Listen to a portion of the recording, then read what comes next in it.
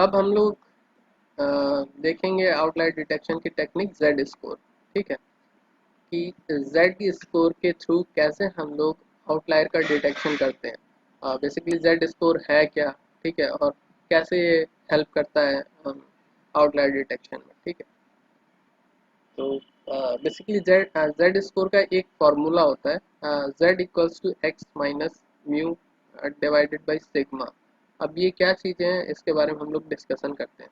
पहले इसकी एक थ्योरी लिखी हुई है उसको पढ़ते हैं, और इसकी इसमें जो पॉइंट्स दिए हुए हैं, जो टर्मिनोलॉजी दी है उनको समझते हैं। ठीक है, तो जेड स्कोर और स्टैंडर्ड स्कोर। ठीक है, तो यहाँ पर एक चीज़ ये हमें समझ में आई, जेड स्कोर को कभी कभी क्या बोला जाता है, स्टैंडर्ड स्कोर बोला जाता है। ठीक है, तो हो सकता है कभी कभी इंटरव्यू में आपसे पूछे कि स्टैंडर्ड स्कोर क्या होता है, जेड स्कोर ना पूछ के पूछे स्टैंडर्ड स्कोर क्या होता है। ठीक है, तो जेड स्कोर और standard score of an observation. Observation का मतलब क्या है कि किसी एक सिंगल पॉइंट का हम ऑब्जर्वेशन कर रहे हैं, किसी एक सिंगल डेटा पॉइंट।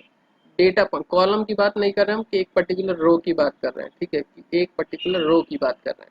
ठीक है, तो जेड स्कोर और standard score of an observation is a metric that indicate how many standard deviation a data point is from the simple mean। इस लाइन का मतलब ये है कि z स्कोर हमें ये बताता है कि वो पर्टिकुलर डेटा पॉइंट, जैसे हम लोगों के पास अ,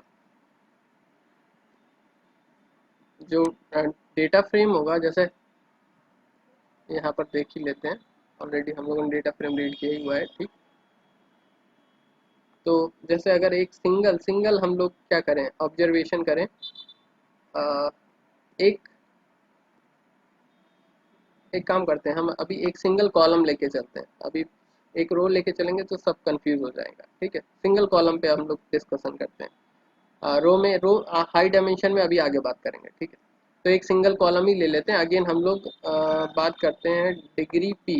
डिग्री पी मतलब डिग्री में परसेंटेज। ठीक है, अब इस डिग्री परसेंटेज में हमें एक सिंगल आउटलायर डिटेक्शन करना है। ठीक है, सिंगल आउटलायर डिटेक्शन करना है, तो उस केस में हम क्या करेंगे, हर एक हर एक डेटा पॉइंट, सिर्फ अभी ये समझो कि इस पूरे डेटा फ्रेम में कुछ नहीं, सिर्फ और सिर्फ एक डिग्री पी है। ठीक है, डिग्री परसेंटेज है और कुछ भी नहीं है। ठीक है, तो एक एक डेटा पॉइंट हम रीड करेंगे और उसका जेड स्कोर निकालेंगे। ठीक है, क्या करेंगे, उसका जेड स्कोर निकालेंगे। जेड स्कोर कैसे निकालेंगे, वो इसकी मदद से निकालेंगे। ठीक है, अभी इसके अंदर मतलब ये एक्स क्या है, म्यू क्या है, सिग्मा क्या है, उसके बारे में भी हम लोग बात करेंगे। ठीक है, और उस जेड स्कोर के बेसिस पे हम उस पर्टिकुलर डेटा पॉइंट को बोलेंगे कि ये आउटलायर है कि नहीं है। ठीक है, आउटलायर है कि नहीं है। ठीक, और एग्जैक्टली ये जेड स्कोर ये बताता है कि आपका जो करंट डेटा पॉइंट है, कोई एक करंट डेटा पॉइंट, वो मीन से कितनी दूर है, मीन से कितनी दूर है। जो डेटा पॉइंट मीन से ज़्यादा दूर होगा उसकी जेड स्कोर वैल्यू उसी हिसाब से वैरी करेगी।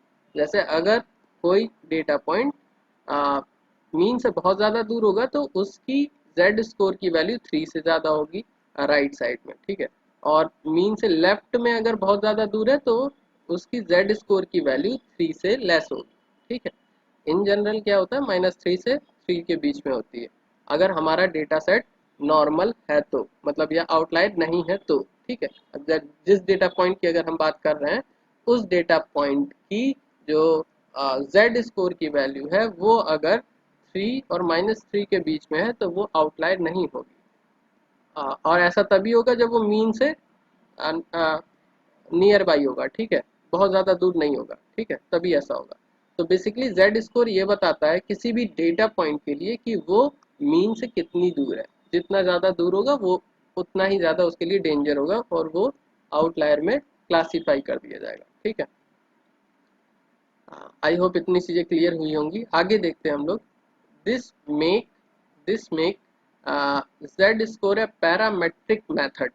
पैरामेट्रिक मेथड क्या होता है, पैरामेट्रिक मेथड का मतलब ये होता है कि जब कोई भी एल्गोरिदम नॉर्मल डिस्ट्रीब्यूशन पे काम कर रहा होता है, ये मान के चल रहा होता है कि जो हमारा डेटा सेट है वो नॉर्मली डिस्ट्रीब्यूटेड है। अगर डेटा सेट नॉर्मली डिस्ट्रीब्यूटेड है तो उस केस में वो algorithm mean median mode scale sorry standard deviation का यूज करके प्रॉब्लम को सॉल्व करता है। ठीक है, तो हम भी यहाँ पर यही मान के चल रहे हैं। पैरामेट्रिक मतलब जो नॉर्मल डिस्ट्रीब्यूशन के जो पैरामीटर है, पैरामीटर कौन कौन से, mean, standard deviation, median, mean absolute, इस तरीके से और भी जो पैरामीटर, वेरिएंस हो गया, ठीक है, ये सब क्या हो गया, पैरामीटर हो गए। ठीक है, तो Z score make sorry this make Z score है पैरामेट्रिक मेथड। पैरामेट्रिक मेथड क्या, ये जो जेड स्कोर एल्गोरिदम है वो मान के चल रहा है कि डेटा हमारा नॉर्मली डिस्ट्रीब्यूटेड है, और इसके जो डेटा सॉरी जो डिस्ट्रीब्यूशन के जो पैरामीटर हैं, मीन, मीडियन, मोड और स्टैंडर्ड डेविएशन, उन्हीं पैरामीटर की मदद से जेड स्कोर कैलकुलेट किया जाएगा। ठीक है, तो जेड स्कोर पैरामेट्रिक मेथड है। पैरामेट्रिक मतलब ऐसा डेटा सेट जो नॉर्मली डिस्ट्रीब्यूटेड है, उसी के लिए हमें जेड स्कोर अप्लाई करना है, और किसी भी डेटा सेट के लिए चाहे वो स्क्यूड हो, चाहे वो अदर देन नॉर्मल डिस्ट्रीब्यूशन हो, हमें वहाँ पर जेड स्कोर कैलकुलेशन नहीं करना है। तो उस केस में हमारा आउटलायर का डिटेक्शन गलत आउटपुट देगा। ठीक है, तो हमें यहाँ पर एक चीज़ समझ में आई, जब डेटा सेट नॉर्मली डिस्ट्रीब्यूटेड है तभी इस एल्गोरिदम का यूज़ करना, अदरवाइज नहीं यूज़ करना है। ठीक है, very frequently data point are not to be described by the Gaussian distribution। जितने भी फ्रिक्वेंटली डेटा पॉइंट्स होंगे वो गॉसियन डिस्ट्रीब्यूशन से डिस्क्राइब नहीं होते हैं। अभी आगे देखते हैं, इसके बारे में डिस्कस करते हैं। This problem can be solve by the applying transformation to the data, that is scaling. अगर आपका डेटा सेट नॉर्मली नहीं है तो उस केस में आप लोग क्या कर सकते हो, उसको ट्रांसफॉर्म करके नॉर्मल डिस्ट्रीब्यूशन में कन्वर्ट कर सकते हो। ट्रांसफॉर्म मतलब स्केलिंग होता है, डेटा ट्रांसफॉर्मेशन हम लोगों को पढ़ना है। सपोज ये डेटा सेट स्क्यूड है तो उस केस में उसको नॉर्मली कैसे ट्रांसफॉर्म किया जाता है, ये इसके तरीके हम लोग आगे देखेंगे। तो बेसिकली इसका मतलब ये है कि अगर आपके maximum data point normal distribution के अंदर नहीं आ रहे तो उस केस में आप ट्रांसफॉर्मेशन करो और किसी भी तरीके से सारे डेटा पॉइंट को नॉर्मल डिस्ट्रीब्यूशन में लाओ। ठीक है, तब ये काम अच्छा करेगा। ठीक, तो उनमें से जो ट्रांसफॉर्मेशन में स्केलिंग भी एक तरीका है, स्केलिंग भी एक तरीका जिसके थ्रू हम लोग ट्रांसफॉर्मेशन करते हैं। ठीक है, some Python library like SciPy, scikit-learn have easy to use function class so that implementing अब चीज़ें समझने वाली नहीं है। ठीक है, बस ये कुछ चीज़ें हैं, बस आप लोग अगर कभी आप फ्यूचर में पढ़ेंगे तो उसके लिए ये लिखा हुआ है। ठीक है, तो हमें बस इतना समझना है कि जेड स्कोर जो है नॉर्मल डिस्ट्रीब्यूशन पे काम करता है, और किसकी मदद से ये एनोमली डिटेक्शन करता है, मीन और स्टैंडर्ड डेविएशन की मदद से। ठीक है, मीन और स्टैंडर्ड डेविएशन की मदद से। अब जेड स्कोर कैलकुलेशन का फॉर्मूला क्या है, जेड स्कोर कैलकुलेशन का फॉर्मूला ये है कि एक डेटा पॉइंट उठाएंगे, उस डेटा पॉइंट को उस डेटा पॉइंट में से सब्सट्रैक्ट करेंगे मीन वैल्यू। ठीक है, फिर जो भी वैल्यू आएगी उसको हम लोग स्टैंडर्ड डेविएशन से डिवाइड कर देंगे। क्या कर देंगे, स्टैंडर्ड डेविएशन। तो बेसिकली क्या कर रहे हैं, सपोज हमारे पास यहाँ पर कोई एक पॉइंट था, तो पहले इसको हम लोगों ने मीन वैल्यू से क्या किया, सब्सट्रैक्ट किया। ठीक है, और फिर स्टैंडर्ड डेविएशन से डिवाइड कर दिया। ठीक है, तो अच्छा अच्छा, इस चीज का मतलब कभी समझ में आया है कि अगर ये हम सब्सट्रैक्ट कर रहे हैं, एक्स में से म्यू सब्सट्रैक्ट कर रहे हैं, तो इसका मतलब क्या है, इस डेटा पॉइंट को हम लोग शिफ्ट कर रहे हैं, किसकी तरफ, मीन की तरफ शिफ्ट कर रहे हैं। इसका मतलब ये होता है। ठीक है, अगर किसी डेटा पॉइंट में मीन वैल्यू हम लोग सब्सट्रैक्ट कर रहे हैं तो इसका मतलब ये है कि हम उसको जो है मीन की तरफ शिफ्ट कर रहे हैं। खैर इसके बारे में भी डिस्कस करेंगे, हम लोग करेंगे इसके बारे में। अभी फिलहाल हम लोग जेड स्कोर के बारे में बात करते हैं। ठीक है, क्योंकि ये थोड़ी सी लंबी कहानी हो जाएगी। अ, खैर खैर छोड़ते हैं, इसको स्किप करते हैं। तो जेड स्कोर का फॉर्मूला होता है कि आप एक डेटा पॉइंट उठाएंगे, उसमें से मीन वैल्यू सब्सट्रैक्ट करेंगे और डिवाइड कर देंगे किससे, स्टैंडर्ड डेविएशन से। ठीक है, तो जो भी वैल्यू निकल के आएगी वही उस डेटा पॉइंट का जेड स्कोर होगा। ठीक है, वही उस डेटा पॉइंट का जेड स्कोर होगा। अब इसके बाद अगर जेड स्कोर की वैल्यू कहाँ से कहाँ तक, -3 से सॉरी -3 से 3 के बीच में है, तो हम इन जनरल बोलते हैं उसको कि वो नॉर्मल डेटा है, अनॉमली नहीं है। लेकिन ये डिपेंड करता है आपके एप्लीकेशन पे, आपके डोमेन पे, आपके डेटा सेट पे डिपेंड करता है कि आप किस डेटा पॉइंट को मतलब किस स्टैंडर्ड डेविएशन तक हम लोग डिफाइन करेंगे कि ये अनॉमली है और ये नहीं है। ठीक है, कुछ डेटा सेट ऐसे होते हैं जिनमें हम लोग -2 को भी स्टैंडर्ड डेविएशन बताते हैं, मतलब -2 तक ही हम बताते हैं कि 2 स्टैंडर्ड डेविएशन तक की जितने पॉइंट आते हैं उतने ही हमारे क्या हैं, नॉर्मल पॉइंट है, बाकी सब अनॉमली है। ठीक है, कुछ में -3 बताते हैं। ठीक है, ये एप्लीकेशन के ऊपर डिपेंड करता है। अगेन वही क्रिटिकल सेक्शन वाली प्रॉब्लम है कि अगर कहीं पर क्रिटिकली हमें मतलब हमें रिस्क नहीं लेना है, अगर रिस्क नहीं लेना है तो उस केस में हम लोग -2 स्टैंडर्ड डेविएशन 2 को ही हम लोग क्या कहेंगे कि ये नॉर्मल है, बाकी सब अनॉमली है। ठीक है, अगर हम रिस्क ले सकते हैं, इतना ज़्यादा हमें वो रिस्क नहीं है कि अगर गलत भी क्लासिफिकेशन कर दिया तो प्रॉब्लम नहीं होगी। ठीक है, चलेगा, थोड़ा बहुत चलेगा। ठीक है, तो उस केस में हम लोग 3 तक जो है श्योर कह सकते हैं, हाँ 3 स्टैंडर्ड डेविएशन तक जितने डेटा पॉइंट है उनको सबको नॉर्मली ट्रीट करना, बाकी सब अनॉमली है। ठीक है, तो ये डिपेंड करेगा डेटा सेट पर, ये फिक्स नहीं है कि 3 ही हम लोग सेलेक्ट करेंगे, एकदम फिक्स नहीं है। लेकिन इन जनरल मैक्सिमम केसेस में 3 स्टैंडर्ड डेविएशन तक ही हम लोग क्या करते हैं, नॉर्मल डेटा बोलते हैं, बाकी सबको अनॉमली बोलते हैं। ठीक, अब इसको कंप्यूट कैसे किया जाता है, सिंपल एकदम, एक लाइन का कोड है, सिंगल लाइन का कोड है साईपाई के अंदर, साईपाई लाइब्रेरी में। ठीक है, जो कि जेड स्कोर रिटर्न करता है हर एक डेटा पॉइंट का।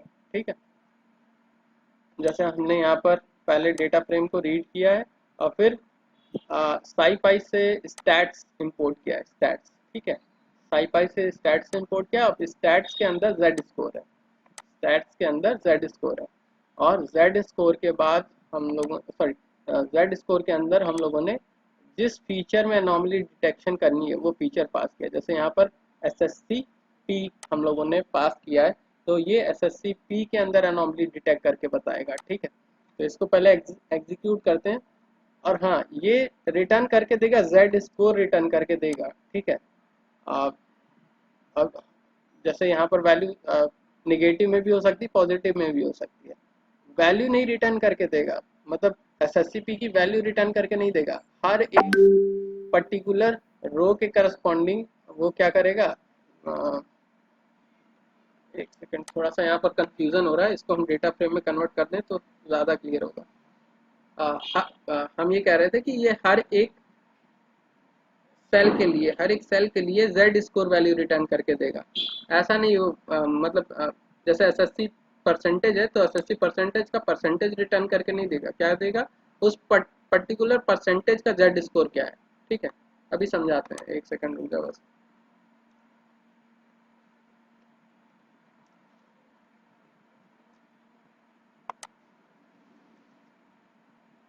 ठीक है, कुछ इस तरीके से हमें मिलेगा। ठीक है, तो पहला पहला डेटा पॉइंट इसने उठाया होगा, जैसे यहाँ पर पहला जो डेटा पॉइंट है किसमें, एस एस सी पी, 67 का जो वैल्यू है, 67 की जो जेड स्कोर वैल्यू है वो -0.028। तो ये वैल्यू -3 से क्या है, बड़ी है, तो हाँ ठीक है, ये जो है नॉर्मल डिस्ट्रीब्यूशन के अंदर आ रहा है। ठीक है, उसी तरीके से ये वैल्यू 1, तो ये 3 से छोटी है, चलेगा, कोई इशू नहीं है, ये भी चलेगा। दिक्कत कहाँ होगी, जहाँ पर आ, जो ये वैल्यू आ रही है, ठीक है, जो ये वैल्यू आ रही है वो क्या हो, हमारी 3 से 3 से बड़ी, -3 से छोटी या -3 से बड़ी हो। ठीक है, उन्हीं को हम लोग क्या करेंगे, फेच करेंगे, उन्हीं को हमें नॉर्मली बताएंगे। एक काम करते हैं, यहाँ पर हम सैलरी सैलरी अच्छा पहले इसी पे करके देख लेते हैं, इसी पे करके देखते हैं, इसको हम लोग पहले स्टोर कर लेते हैं कहीं।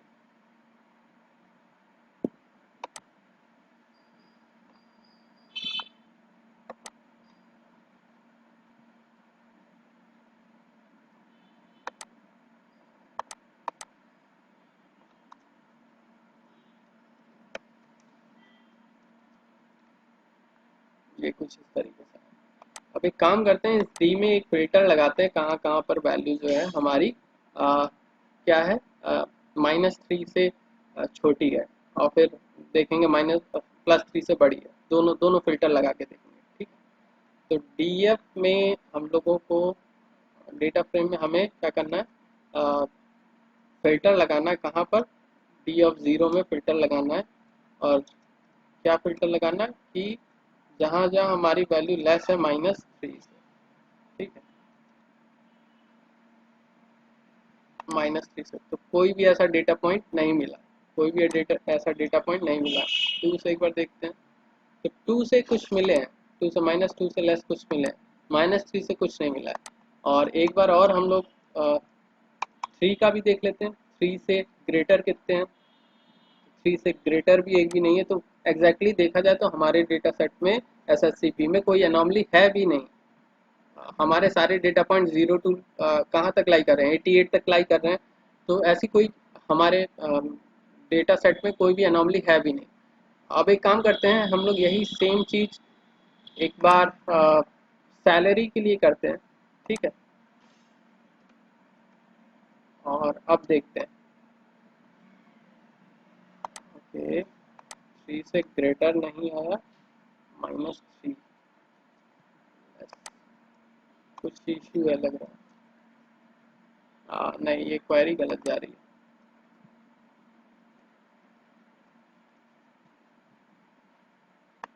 एक second.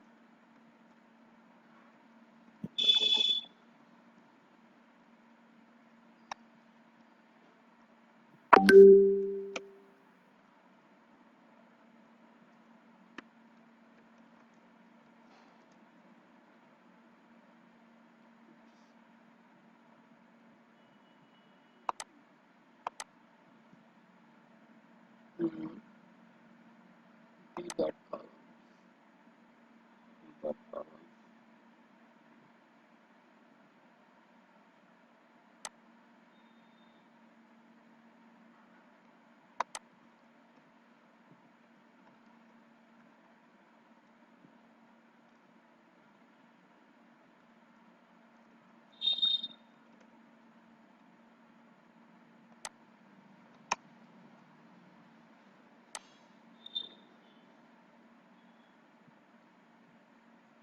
pd dot data frame, क्या इशू हो रहा है।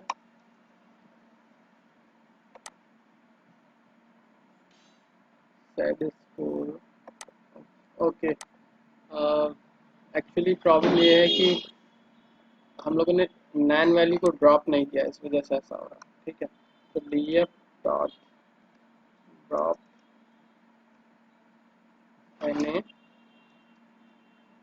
ठीक है, df इक्वल्स,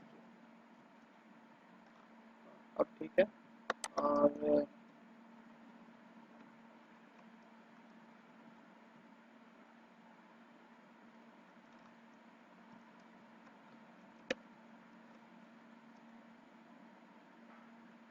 ओके, अब ठीक है।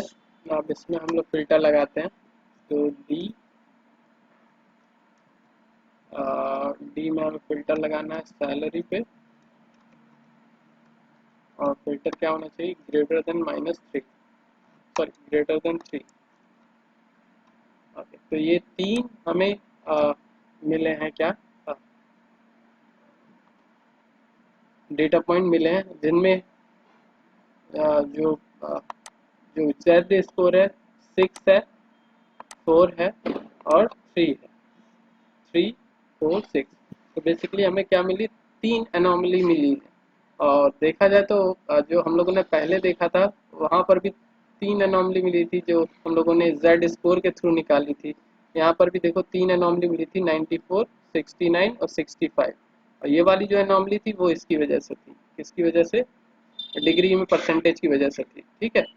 तो एग्जैक्टली हमें 3 एनोमली यहाँ पर भी मिली थी और 3 एनोमली हमें यहाँ पर भी मिली है, यहाँ, ठीक है। तो एनॉमली हमें मिल गई। अब एनॉमली मिलने के बाद इसको हैंडल कैसे करना है वो आप लोगों के ऊपर है, ठीक है। हैंडल करने के लिए आप लोग कैपिंग कर सकते हो, ट्रिमिंग कर सकते हो, कुछ भी कर सकते हो, ठीक। अ, और अब इसको प्लॉट करने का तो वैसे कोई मतलब नहीं, प्लॉटिंग आप लोग देख ही चुके हैं, ठीक है। प्लॉटिंग अगर आप लोगों को तो अब फिर से प्लॉट करके हम लोग देखते हैं तो ज़्यादा चीज़ें क्लियर होंगी, ठीक है। तो एनॉमली प्लॉट करने के लिए पहले हम वो सारे जेड पॉइंट सेलेक्ट करेंगे, जो कि सारे डेटा पॉइंट सेलेक्ट करेंगे जो कि जिनका जेड स्कोर -3 और 3 से आई मीन 3 से ज़्यादा है और -3 से कम है।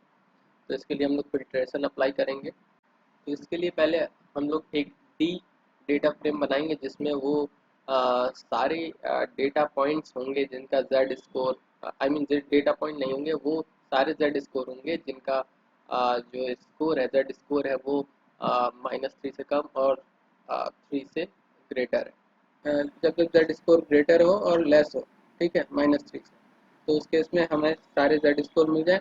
अब इन जेड स्कोर के बेसिस पे हम लोग क्या करेंगे, ओरिजिनल डेटा फ्रेम में हम लोग फाइंड आउट करेंगे कि सैलरी क्या थी और डिग्री क्या थी। तो हम लोग क्या करेंगे, इस अ, इन डेटा फ्रेम सॉरी इन इंडेक्सेस पे जो भी सैलरी और क्या होगा हमारा डिग्री का परसेंटेज, ठीक है, वो हम लोग फैच करेंगे। तो इस फॉर लूप से हम लोगों ने डिग्री फैच कर ली और सैलरी फैच कर ली। पहले एम्प्टी डेटा फ्रेम हम लोगों ने क्रिएट कर लिया, ठीक है।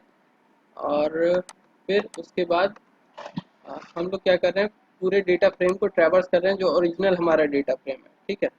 और फिर चेक करते जा रहे हैं कि अगर इंडेक्स डी की इंडेक्स जो हमारा ये है डी, ठीक है, डी की इंडेक्स के बराबर होता है, उसी केस में हम लोग सैलरी सैलरी और डिग्री फैच करेंगे और कुछ नहीं फैच करेंगे, ठीक है। फैच करने के बाद सैलरी में अपेंड कर देंगे और सैलरी सैलरी में अपेंड कर देंगे, डिग्री डिग्री में अपेंड कर देंगे, ठीक है। तो हमें दो चीज़ें मिल जाएंगी। अब इसके बाद हम सिंपल प्लॉट करेंगे, ओरिजिनल डेटा फ्रेम को प्लॉट करेंगे और फिर उसके बाद अनोमली को प्लॉट करेंगे। अनोमली हमारे पास 3 है और डिग्री और सैलरी के अंदर 3 हमारे डेटा पॉइंट होंगे, कौन कौन से, वो भी हम लोग देख लेते हैं, एक बार प्रिंट कर लेते हैं हम लोग।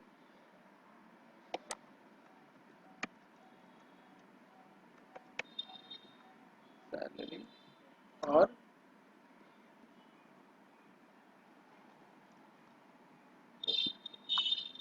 ये 3 डेटा पॉइंट है, 9 9 लाख 69 लाख और 6.5 लाख। इसी तरीके से इनके जो परसेंटेज है वो, ठीक। अब उसके बाद हम लोग पहले ओरिजिनल डेटा फ्रेम को प्लॉट करेंगे, फिर उसके बाद अनोमली को प्लॉट करेंगे, तो हमें ये डेटा मिल जाएगा, ठीक है। तो इस तरीके से हम लोग जेड स्कोर के थ्रू अनोमली डिटेक्शन करते हैं। डिटेक्शन करने के बाद अपने मतलब अपने कन्वीनियंस के हिसाब से हम लोग इसको रिमूव कर सकते हैं और रिप्लेस कर सकते हैं, ठीक है। नेक्स्ट जो हमारा एल्गोरिदम वो आइसोलेशन फॉरेस्ट है, इसको हम लोग कल देखेंगे, ठीक है। आइसोलेशन फॉरेस्ट के बारे में कल देखेंगे।